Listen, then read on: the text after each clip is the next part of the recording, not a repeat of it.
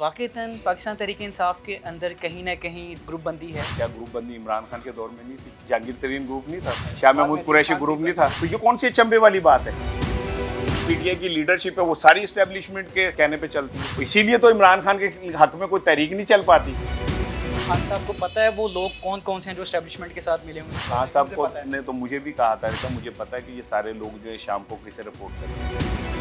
तुम्हारा पसीने निकल आए, मेरे पसीने निकल आए, क्योंकि मैं ऐसे नहीं चला सकता। मैं तुम्हारे इंटरव्यू पे इतना पैसा नहीं खर्च सकता, मुड़ के मैं बिल के लिए लोगों से उधार पैसे पकड़ता था। मैं एक बात ऑन रिकॉर्ड कहूँगा, राना सनाउल्लाह वो वाहिद सियासतदान है जमहूरियत की और सुपरमेसी की बात करता है। सर वाक़ईतन पाकिस्तान तहरीक-ए-इंसाफ के अंदर कहीं न कहीं जो है वो ग्रुप बंदी है। आपको लगता है इस बात आज भी वो जैसे कि खान साहब ने बुलाया और खान साहब ने कहा वो आज फिर जाने दी अली मोहम्मद खान और दीगर लोगों को, लेकिन वज़ीर आला जो खैबर पख्तूनख्वा हैं वो तो चले ही गए जेल के अंदर। तो सर क्या लगता है कि ग्रुप बंदी चल रही है पीटीआई के अंदर? अच्छा एक बात बताएं कि क्या ग्रुप बंदी इमरान खान के दौर में नहीं थी? जहांगीर तरीन ग्रुप नहीं था? बिल्कुल। शाह बाद में महमूद अलीम कुरैशी खान भी ग्रुप बन नहीं गया था? बिल्कुल अलीम खान का और जहांगीर तरीन का ग्रुप नहीं बन था? गया था सर। क्या क्या कहते हैं भुजदार का अपना ग्रुप नहीं था? क्या फवाद चौधरी का अपना ग्रुप नहीं था? तो वो तो तब भी था। तो ये कौन सी अचंभे वाली बात है? और इस टाइम जो पीटीआई की लीडरशिप है वो सारी इस्टेब्लिशमेंट के ऑलमोस्ट कहने पे चलती है, इसीलिए तो इमरान खान के हक में कोई तहरीक नहीं चल पाती। वही लोग क्यों जाके मिल लेते हैं, बस बाकी सारों के नाम क्यों कट जाते, कौन काट देता है?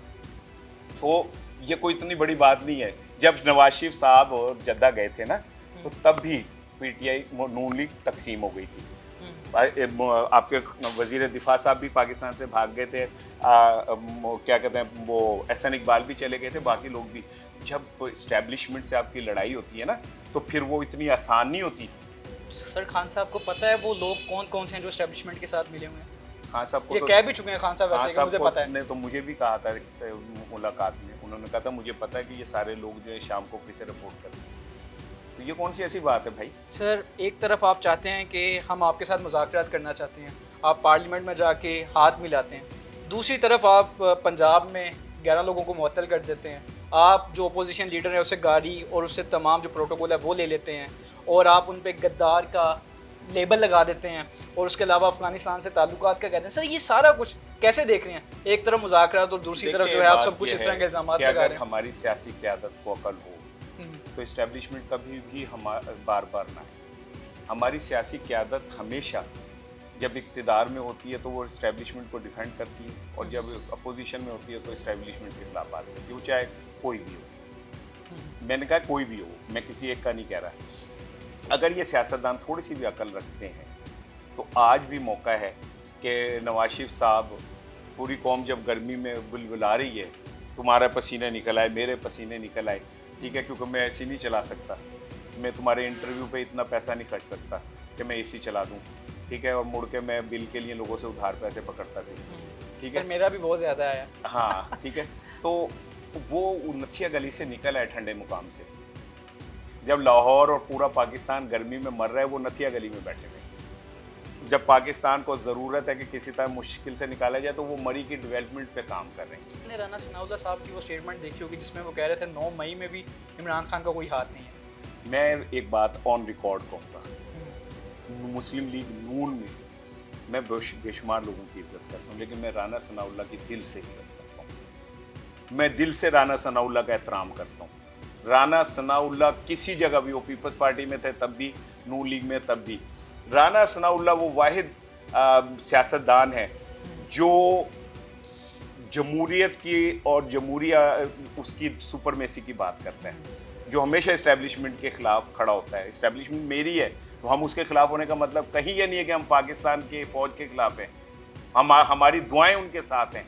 हम तो उनका देन ही नहीं दे सकते, हम उन शोधा का देन नहीं दे सकते जिन्होंने अपनी ज़िंदगियां कुर्बान करके इस मुल्क के अंदर अमन की शमा रोशन की हुई है। उन माओं का देन नहीं दे सकते जिनके बेटों ने कुर्बानियाँ दी।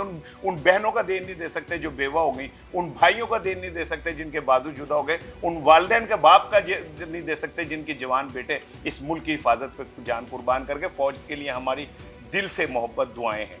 सर आखिरी सवाल बस कि सर अगर इमरान खान जेल से निकलते हैं तो ओबियसली वो मुज़ाकरात करने के बाद ही निकलेंगे, अगर मुज़ाकरात करेंगे तो वो ओबियसली इस्टेब्लिशमेंट से होंगे, तो इस्टेब्लिशमेंट से मुज़ाकरात करते हैं तो इसका मतलब जो उनका वो मंशूर था इस्टेब्लिशमेंट के ख़िलाफ़ जो बयानिया था वो सारा तबाह हो जाएगा? नहीं, मेरा ख्याल है इमरान खान का इस्टेब्लिशमेंट के खिलाफ कभी बयानिया नहीं नहीं, असल तो इस्टेब्लिशमेंट के खिलाफ मैं बयानिया वो है ना बता सर। रहा हूँ, इमरान खान का कभी भी नहीं था। इमरान खान के इस्टेब्लिशमेंट से बहुत अच्छे ताल्लुकात थे। इमरान खान जनरल बाजवा, जनरल फैज़ के साथ उनका बड़ा ट्राइका था, ठीक है। इमरान खान के इस्टेब्लिशमेंट से बड़े अच्छे मामलात थे। मामलात तो इस्टेब्लिशमेंट नहीं आने से ख़राब हुए, और वो अगर वो इस्टेब्लिशमेंट आज इमरान खान की तरफ हाथ बढ़ाएगी हाथ की, तो वो हाथ मिला लेगा, क्योंकि उन्हें पता है कि असल ताकत इस मुल्क की इस्टेब्लिशमेंट है।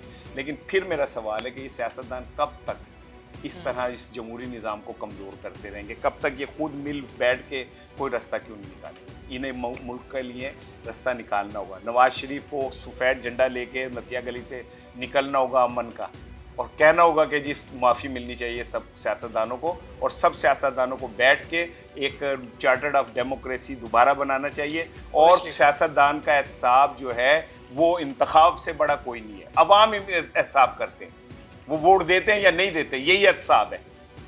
जो काम करेगा उसे वोट मिल जाएगा, जो नहीं करेगा उसे वोट नहीं मिलेगा।